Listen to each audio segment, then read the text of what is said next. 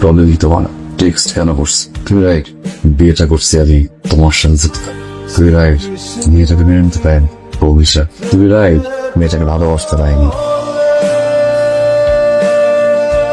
অফিসে যাও shirt pant একটু দিবা শুনতে পাচ্ছ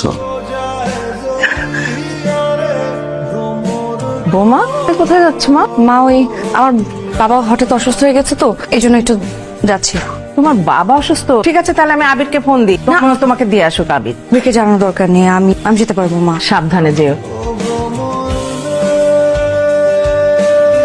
আর কতগুলো খাবে ভাইয়া? ভাবি কি কল দেয়? টেক্সটের রিপ্লাই দেয় না? আচ্ছা ভাবি কেন গিয়েছে জানিস? সেটাই তো জানি না। জানবে কিভাবে? আচ্ছা এই যে বিয়ের পর থেকে তুই কি ভাবির দিকে একবার তো তাকিয়ে দেখেছিস? ভাবিকে নিয়ে ঘুরতে গিয়েছিস? কমপ্লিমেন্ট দিয়েছিস কোনো? তো কিছুর পরেও যখন একটা মেয়ে জানতে পারবে তার হাজবেন্ড এক্স চিট করার পর তার সাথে জেদ করে বিয়ে করেছে, সে কি থাকবে? আমি মেয়ে তো থাকতাম না। কি হয় রাধা বারান্দায় বসে যখন কথা বলছিলি ভাবি সব শুনে ফেলেছে। তুই জানলি কি হবে আমার সাথে ভাবির কথা হয়েছে, তুই বসেই থাকবি? মোটা কি অবশ্যই ভাবিকে কনভিন্স করবি, আনতে যাবি। কেমন আসছেন আপনি? কেমন আসছেন? যাকে ভালোবাসতেন তার সাথে আপনি জেদ করে আপনি আমাকে বিয়ে করবেন তো জিতে গেছেন, এও জিতে গেছেন, হেরেছি আমি। আপনি তো আপনার বিয়ে করে ওয়াইফে কখনো ভালোই বাসতে পারবেন, এটা প্রচুর হয় না। আপনার কি শুনবো? এখন কেমন আসছেন, কি চান? তোমাকে চাই তো ইউ আর রাইট, জিতে গেছি আমি, আসলে জিতে গেছি। ভালোবাসতাম একজনকে, রাইট, জেদ করে বিয়ে করছি, এটাও সত্যি। ভালোবাসতে পারিনি, মেনে নিতে পারিনি, এটাও সত্যি।